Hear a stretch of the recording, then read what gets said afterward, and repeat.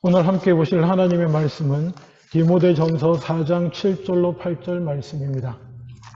디모데전서, 신약성경 디모데전서 4장 7절로 8절 말씀.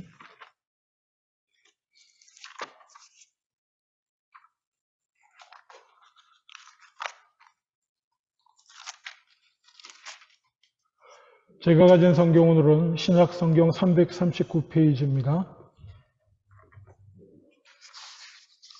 제가 봉독합니다.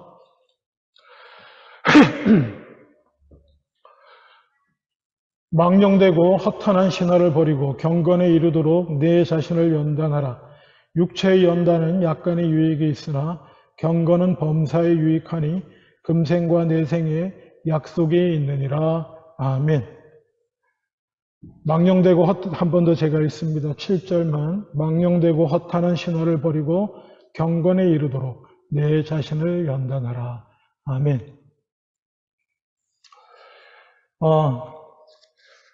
존 힌튼이라는 분이 쓴 죽어가는 사람들이라는 책이 있습니다. 거기에 이분이 심리학자인데요. 이분이 임종 직전에 신앙인들을 이렇게 인터뷰하고 조사한 것들이 있습니다. 그 내용을 여기 담았는데, 놀라운 보고가 좀 있습니다. 일생 동안 기독교를 포함해서 종교를 가지고 신앙이 있었다고 하는 사람들 중에 꽤 많은 비율로 그 죽음의 순간에 죽음의 공포에 질려 있었다라고 하는 기록을 그가 이 책에 남기고 있습니다.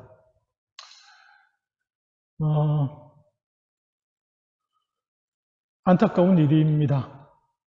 물론 그래서 저희 목회자들이 또 수고하고 있습니다만은 또 임종을 앞두신 분을 위해서 찾아가서 예배하고 다시 한번 신앙을 북돋아 드리기도 하고 그렇게 하기도 합니다. 근데 또 이분은 이 책은 이렇게 보고하고 있기도 하지만 또 제가 아는 많은 분들은 찾아갔을 때 이미 그 믿음이 하나님 안에서 준비되어지고 천국을 향한 소망 가운데 감사와 기쁨으로 준비하고 계신 분들도 많이 있습니다. 그러면 이러한 차이는 어디서 나오는 것일까요? 이러한 차이는 똑같이 신앙생활을 오래 했는데 어떤 사람은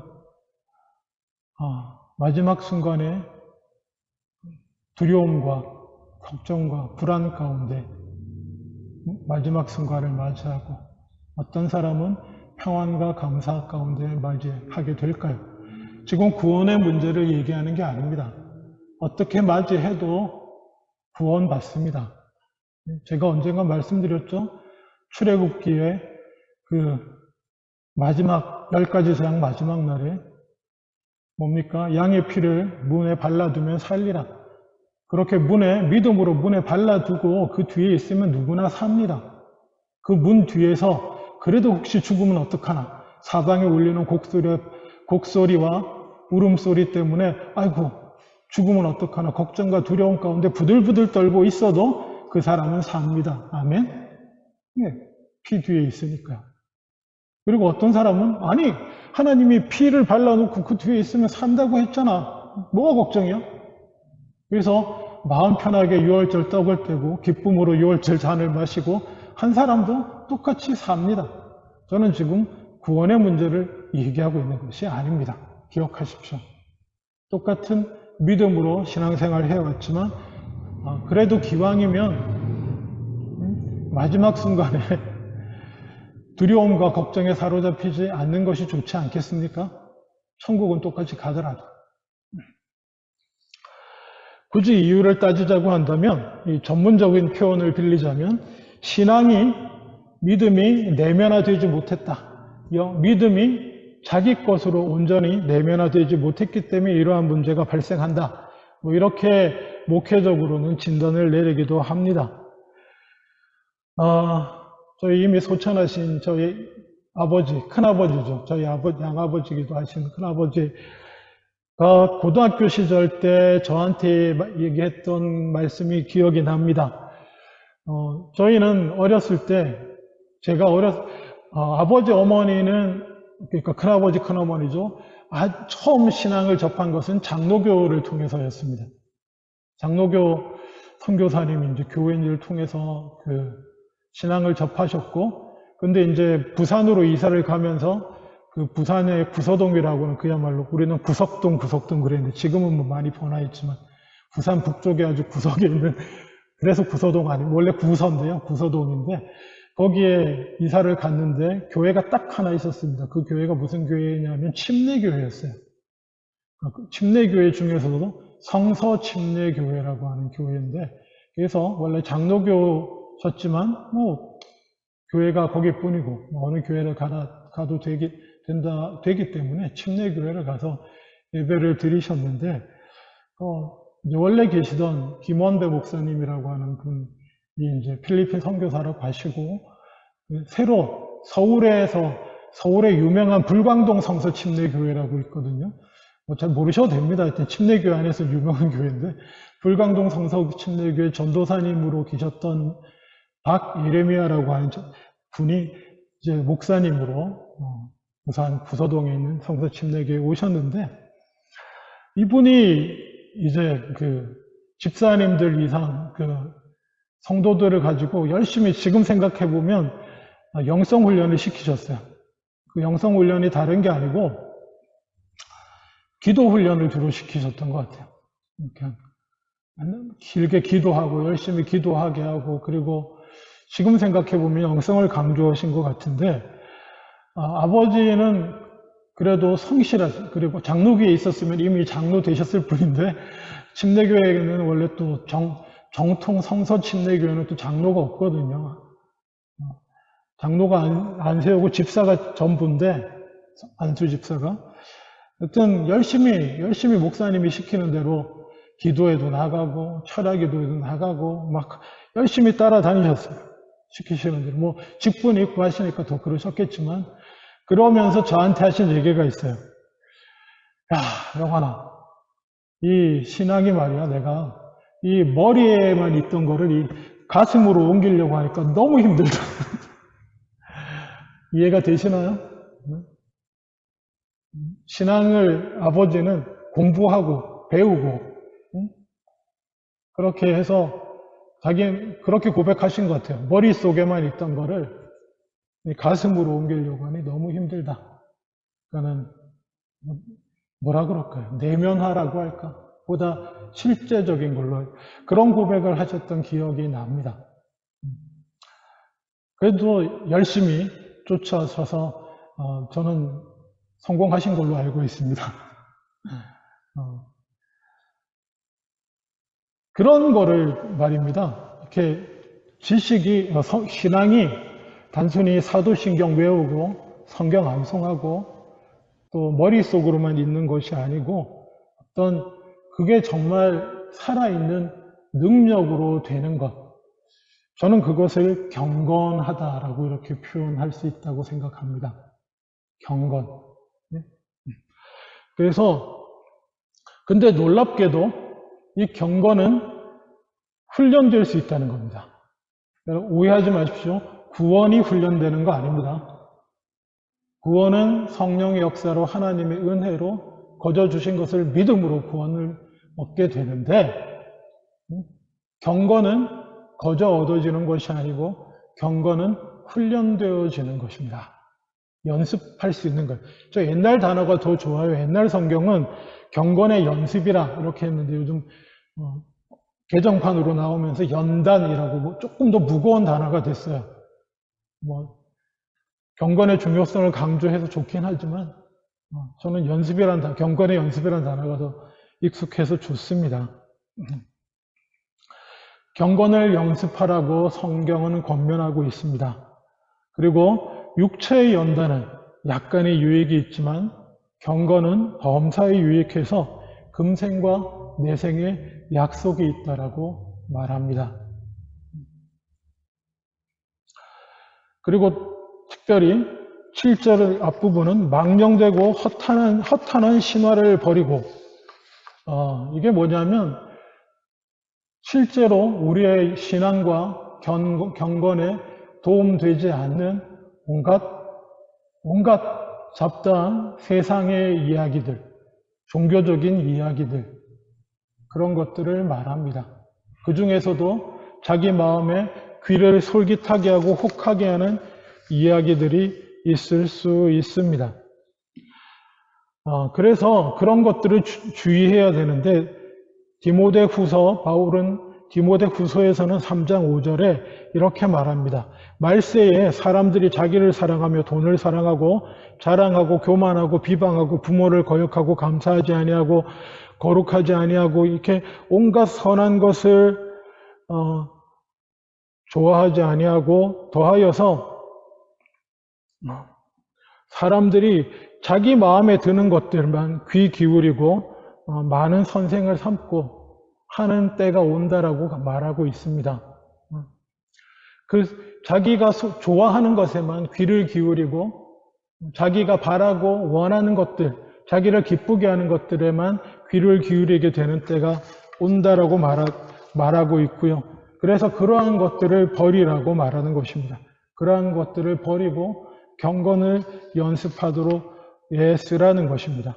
여러분, 육체의 연단, 우리가 건강을 위해서 연습하지 않습니까? 그렇죠? 나이가 좀 올라가면 이제는 규칙적으로 건강을 위해서 하는 일들이 많아집니다. 뭐 걷기를 하든지 하루 10,000보를 걸으시든지 아니면 뭐 여러 가지 건강을 위해서 하는 것들이 있어요. 그것 당연합니다. 그 걷기 연습이나 건강을 위해서 그런 연습을 많이 하면 건강에 도움이 됩니다.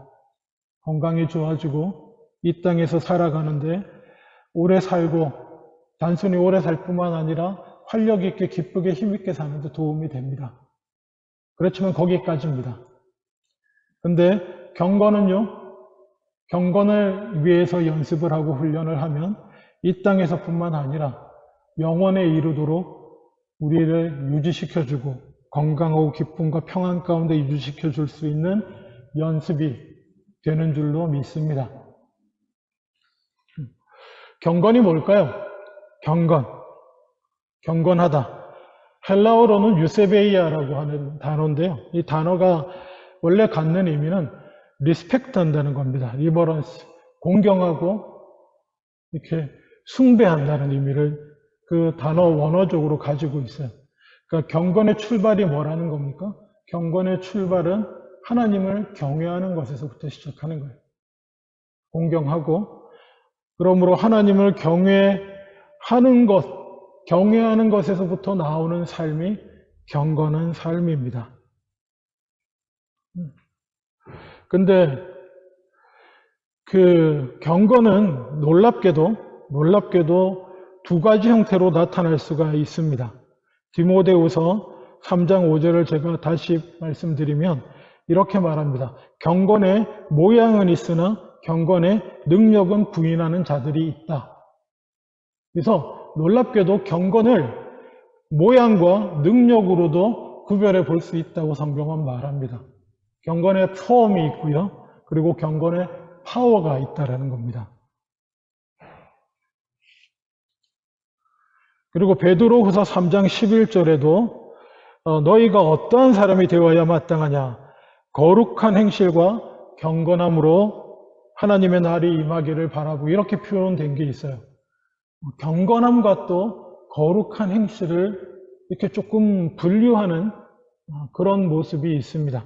근데 사실은 우리의 이해를 돕기 위해서 이렇게 분류하지만 사실은 경건이라고 하는 것은 따로 두 개라기보다 경건은 모양도 있는 것이며 경건은 능력도 있는 것입니다. 드러나는 부분도 있고 내면적인 부분도 있는 거예요. 경건은 이 두 개를 다 말하는 것입니다. 따라서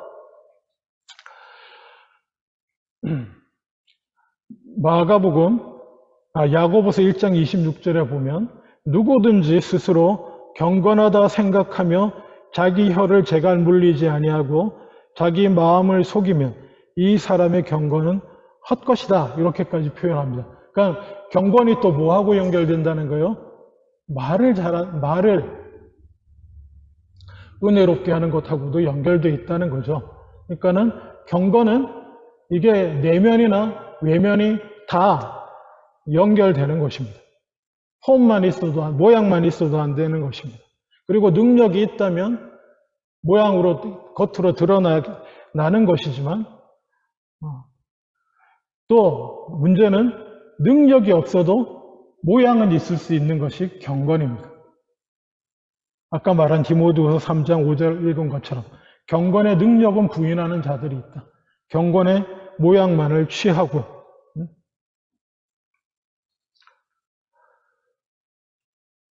그래서 그런 사람들 같은 경우는 디모데전서 6장 5절에 보면 마음이 부패해지고 진리를 잃어버려서 경건을 이익의 방도로 생각하고 그러한 자들의 다툼이 일어난다고 말합니다. 경건을 이익의 방도로 생각하는 자들의 다툼이 어디서 일어나겠습니까? 교회에서 일어납니다. 경건의 능력은 부인하고 경건의 모양만 챙기는, 표현이 좀 어렵게 들리실지 모르지만 쉽게 말하면 이겁니다. 경건을 흉내내온 삶을 사는 거예요. 예수 믿는 사람은 이거 해야 되고 이거 해야 되고 기도도 하고 찬양도 하고 말씀도 읽고 예배도 드리고 뭐 봉사도 해야 되고 성김도 해야 되고, 그래서 그런 거 열심히 하면 뭡니까? 교회 안에서 목사님이 인정해주고 다른 성도들이 인정해주고 높여주고 이렇게 하다 보면 어느덧 경건의 모양만으로, 그리고 그 경건을 이익의 방도로 자기를 위한, 이익이 뭐 다른 게 아닙니다. 자기의 명예든지 뭐 그것으로 인해서 생기는 영향력이든지 어떤 그런 것으로 생각하는 자들이 한 명만 있으면 그냥 넘어갈 수도 있는데 그런 사람들이 꼭 똑같이 생기거든요. 그런 사람들끼리는 반드시 다툼이 일어나게 되어 있다. 성경은 그렇게 얘기하는 것입니다. 그래서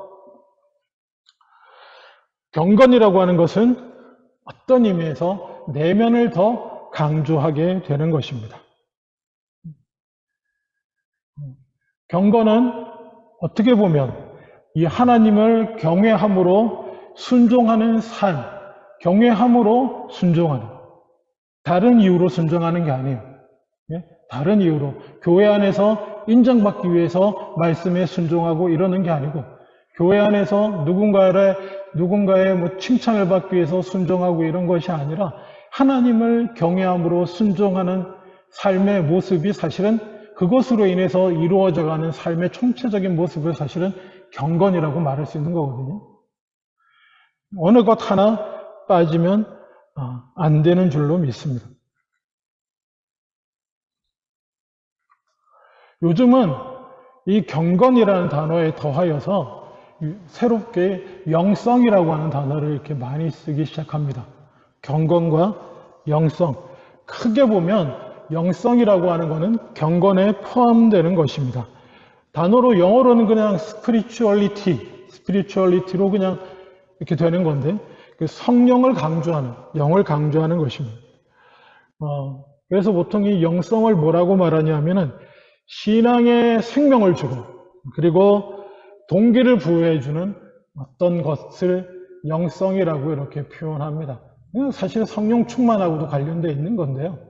요즘은 그냥 그렇게 경건과 영성, 이렇게 그런 단어를 쓰기도 합니다. 이 경건과 영성이 감사하게도 연습으로 된다는 것입니다. 감사하게도. 연습하는 것을 통해서, 훈련하는 것을 통해서 우리는 영성을 키워나가고 경건의 능력을 키워나갈 수 있다고 성경이 말하고 있습니다. 세상에 무슨 영성학자들이 얘기하는 게 아니고요. 오늘 방금 읽었잖아요. 경건을 연습하라고요. 연습하면 유익이 있다고요.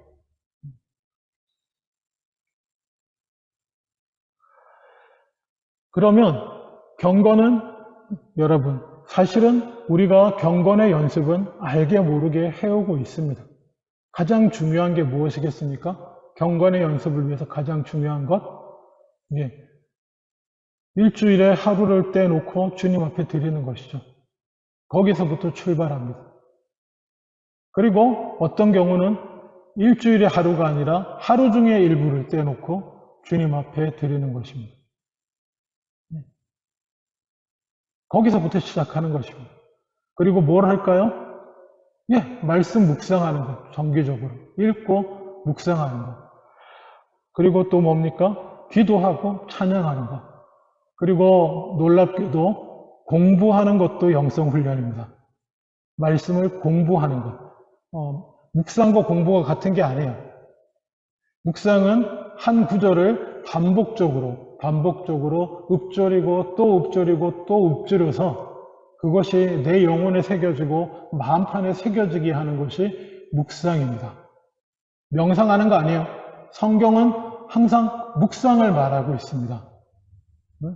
우리의 마음과 생각을 비우면 좋을 것 같지만요, 좋지 않습니다. 천하에 온 하나님이 지으신 것 중에 제일 악한 게 뭔지 아십니까? 제일 악한 거. 사람의 마음이라고 성경이 말하고 있습니다. 사람의 마음이 제일 악한데 다 비우고 내 마음만 남겨보세요. 거기서 뭐 좋은 게 나오겠습니까? 결코 좋은 게 나오지 않습니다.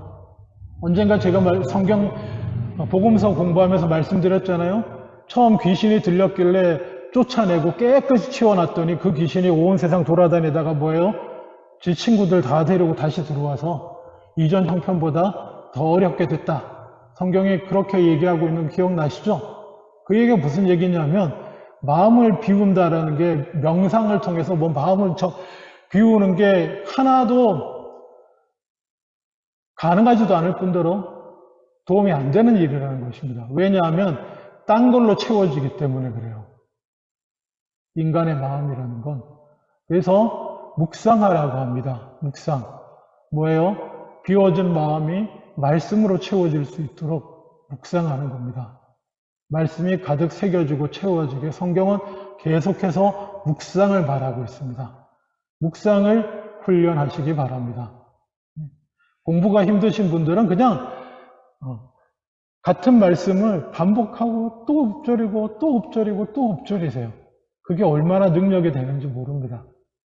그래서 뭐 암송도 시키고 그러는데 왜 성경 맨날 들고 다닐 수 없으니까 암송해 놓으면은 묵상하기 좋잖아요. 어디가 있어도 아무것도 없어도. 뭐 그게 그렇게 안 되시더라도 제가 그래서 말씀드리잖아요. 달력, 말씀 있는 달력 항상 뭐 어디든지 볼 때마다 몇 번이고 읽으세요.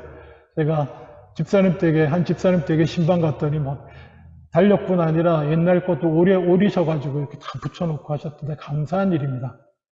말씀을 묵상하는 훈련을 하시고 그리고 기도하는 묵상하다 보면 기도하게 됩니다. 기도하는 훈련도 하시고 또 찬양도 훈련이에요. 그리고 노래 특별히 못하시면 언젠가 말씀드렸죠. 듣는 것도 찬양입니다. 내 영혼이 함께 노래하면 되니까요.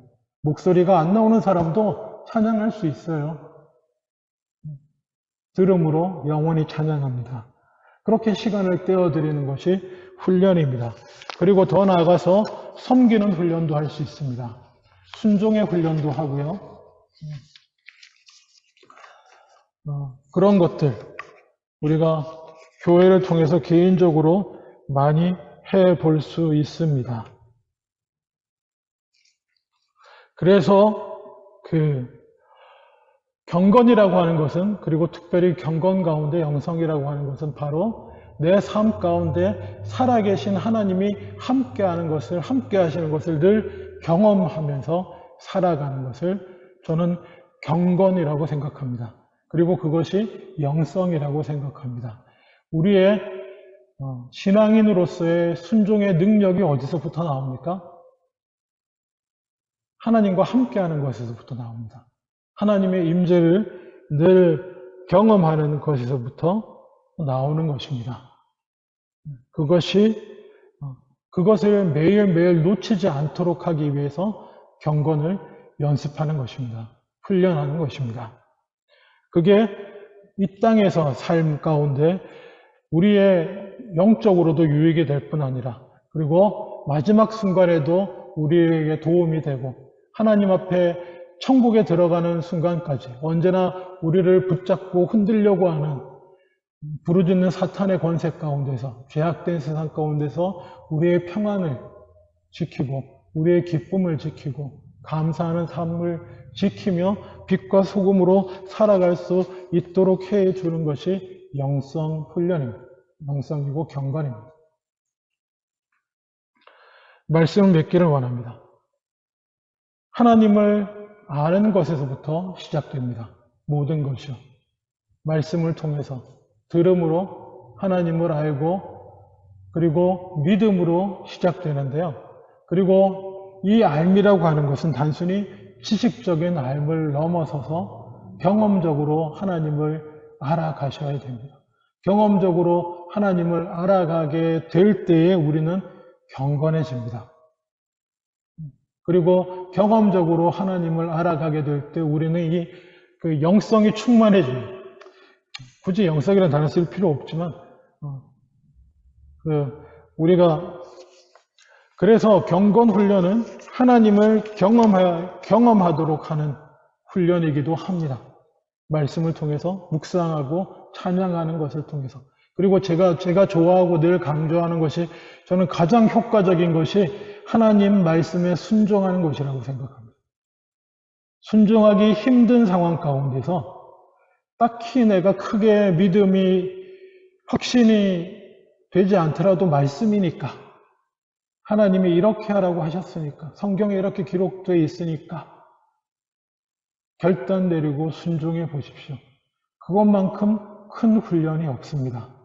그렇게 결단하고 순종하면 하나님이 막 일하시는 걸 경험하게 되거든요. 그걸 경험하는 것이 저는 가장 큰 훈련이라고 생각합니다. 사실 그것에 이르기 위해서 묵상 훈련하고 묵상하라 그러고 기도하라 그러고 찬양하라 그러고 그리고 참고로 이것저것 다 개인적으로 하기 힘드시면 주일을 지키시면 됩니다. 주일날 뭐 합니까? 예배합니다. 이 예배 가운데 거의 다 들어있습니다. 찬양이 들어있죠. 말씀도 들어있죠. 기도도 들어있죠.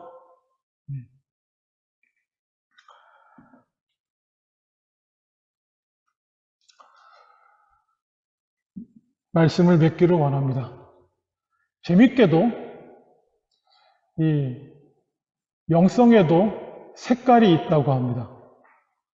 영성에도 색깔이 있다는 책이 있었는데 저희 참 재밌게 읽은 기억이 납니다. 그러니까는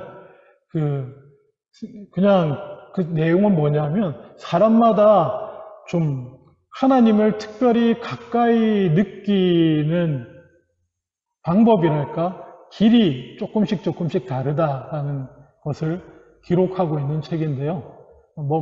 예를 들면 이런 겁니다. 어떤 사람은 말씀을 묵상할 때 우리식으로 표현할게요. 쉽게 말씀을 묵상하는 것이 가장 은혜가 되는 가장 빠른 방법인 분이 있습니다. 어떤 사람은 기도하고 부르짖을 때 영적으로 충만해지는 그런 경험이 쉽게 되는 분이 있고요. 또 어떤 사람은 찬양하는 것이 더 쉽게 말할게요. 어떤 사람은 찬양이 제일 좋고요. 어떤 사람은 말씀 묵상하는 게 제일 좋고요. 어떤 사람은 기도가 제일 좋고요. 영적으로. 또 이렇게도 표현합니다. 어떤 사람은 자연 가운데 갔을 때 하나님을 더 가까이 느끼는 사람도 있다고 합니다. 그리고 어떤 사람은 함께 모여서 예배드리는 이런 공간 가운데 들어갈 때, 나아갈 때에 하나님을 더 깊게 느끼는, 쉽게 느끼고 경험하는 분들도 있고 그렇다는 얘기인데 저는 모든 것이 다 같은 거예요. 조금씩 다를 수 있지만 바라기는 마지막으로 한 가지 말씀만 드리고 마무리 짓기를 원합니다. 무협지 아세요? 혹시 무협지? 제 또래 남자분들 없구나. 오늘따라 사람이 없네. 중국 무협 이런 거 있습니다. 막 부모의 원수 막 이래서 원수를 갚으려고 열심히 무술을 훈련해가지고, 그쵸? 무술을 훈련해서 단련해가지고 가서 뭐 복수하고 막 이런, 그런 게 있는데, 그 무협지에 나오는 것이기도 하고, 또 이렇게 무술하시는 분들이 가르치는 유명한 얘기가 있습니다. 그게 뭐냐면, 1000초를 아는 자보다 1초를 통달한 자가 강자다라는 말이 있습니다. 이게 뭔 소리냐? 초라고 하는 것은 그 패턴을 말합니다. 여기 어릴 때 저희 큰아들 태권도장에 보낸 적이 있는데요. 이렇게 뭐 정권 찌르기, 뭐 상단받기, 하단받기 이런 거 동작 하나하나 있잖아요. 이거를 영어로는 패턴이라고 그러더라고요. 패턴. 근데 이게 원래 그 한자어 무술 용어로는 초라고 말합니다. 1초. 정권 찌르기 하나가 1초. 그리고 뭐 발차기 하나 뭐 있으면 그거 두 개를 알면 1초, 2초가 되겠죠. 뭐 그 하나를 초식이라고 해요. 초라 그래요. 그래서 1000가지 초를 아는 사람보다 1초를 통달한 자가 강자라고 하면서 이런 재밌는 이야기가 전해지고 있습니다. 어떤 이야기가 전해지고 있냐면 뭐 배경도 뭐 중국일 수도 있고 한국일 수도 있고 하여튼 옛날 얘기인데 이렇게 무술을 가르쳐 주는 어떤 파가 있는데 거기에 제자들이 모여서 무술을 연습하잖아요. 근데 거기에 아주 그야말로 나면서부터 무술의 천재가 있었어요. 그래서 딱 보면 스승님이 한 동작을 딱 하면 저게 저렇게 해야 되는 거구나 금방 익힙니다. 그래서 그 무술이 가르치는 모든 동작들, 패턴들, 초식들을 그냥 젊어서 쫙 익혔어요. 그냥 쫙쫙 흡수해 나가는 한 친구가 있고, 그리고 또 한 친구는 되게 둔해요. 눈치도 없고 둔하고. 그래서 초식을 한 번에 여러 개를 가르치면 못 배워요. 그러니까는 스승님이 보다가 하도 답답하니까 제일 기본 중에 기본만 가르쳤어요. 태권도로 말하면 쉽게 말하면 정권 찌르기. 뭐 어려운 무술 명이 있는데 그냥 빼고 그냥 정권 찌르기 하나 이거 하나만 딱 가르친 거예요. 그래서 너는 이거 하나를 터득할 때까지 계속 연습해라. 그래서 이 우직함은 있어가지고 이 친구가 스승님 말씀대로 자기는 그냥 오직 이거 하나만 정권 찌르기 하나만 1년이고 2년이고 3년이고 그냥 계속 나무에다 대고 찍고 벽에다 대고 찍고 했어요. 그리고 꽤 세월이 흘러서 뭐 수제자를 결정하는 날이 왔어요. 그래서 스승님 앞에서 대결을 하게 됐습니다. 그 나면서부터 천재인 무술 천재인 한 번을 보면 10가지를 꿰뚫는 그래서 1000초를 아는 자 그 무술이 가르치는 모든 패턴을 몸에 익힌 그 친구하고 오직 하나만 잘 몰라가지고 하나만 그냥 스승님 말씀대로 몇 년을 수련한 그 친구가 붙었습니다. 그래서 붙어서 경기를 하는데 이 천재잖아요. 뭐 다 하는 거예요. 그 도장에서 가르쳐준 모든 걸 다 해서 덤비는 거예요. 뭐 날라차기, 뛰어차기, 돌려차기, 옆차기, 뭐 정권 찌르기, 팔꿈치 치기, 뭐 온갖 걸 다 해서 공격을 하니까 이 하나밖에 모르는 이 친구는 계속 얻어 터지는 거예요. 이렇게 여기 막으면 여기서 날라와, 여기 막으면 여기서 날라와, 계속 얻어 터지다가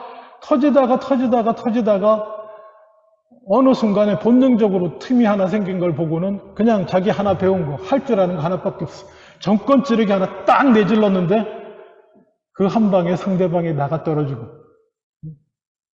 그 1000초를 익힌 자의 기술에 1000가지 기술은 다 받아 끄떡 없었는데 이 한 가지를 정권 찌르기를 통달한 이 친구 한 주먹에 그 친구가 나가 떨어져 버리고 뭐 이렇게 후계자가 됐더라 뭐 이런 얘기가 있어요.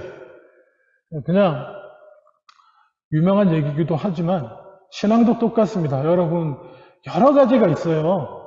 다 하면 좋습니다. 다 하면 좋아요. 예? 기도도 하고 묵상도 하고 찬양도 하고 사랑의 수고도 해보고 수고하는 것도 훈련입니다. 예? 말씀에 순종하는 것도 훈련이고 영성 훈련인데 많은 것들이 있는데 한 가지만이라도 통달하시기 바랍니다. 쉽게 말하면 이런 거예요. 나는 아무리 힘들고 어려워도 영적으로 흔들려도 나는 기도만 하면 돼. 아니면 나는 말씀만, 내 이 말씀만 붙들면 나는 뚫려. 쉽게 말하면 통달해지는, 하나님과 뚫리는 거예요. 영이 뚫리는 거예요. 네? 아니면 내 아무리 힘들고 어려워도 가서 예배만 드리면 뚫려. 아무리 힘들고 어려워도 내가 나보다 힘들고 어려운 사람들을 사랑으로 섬기고 내가 순종하면 뚫려. 그런 거 하나 정도는 있으셔야 됩니다. 그게 이 땅에서 살아가는 동안, 그리고 하나님 앞에 서는 날까지 여러분에게 한 무기라고 하면 좀 그렇지만 큰 도움이 되실 거예요. 심지어 마지막 순간에도. 그런 일이 없기를 바라지만 아무도 도우러 갈 수 없는 마지막 순간에도 그 하나가 있으면 여러분의 영혼이 도움이 되고 힘이 살아나게 될 줄로 믿습니다. 한 가지를 다 가지시면 좋아요. 다 가지시면. 그리고 나중에는 결국 이렇게 가다 보면 다 되는데 그 중에 하나를 이렇게 통달하는 하나를 영적으로 꼭 하나 갖추시기를 바랍니다.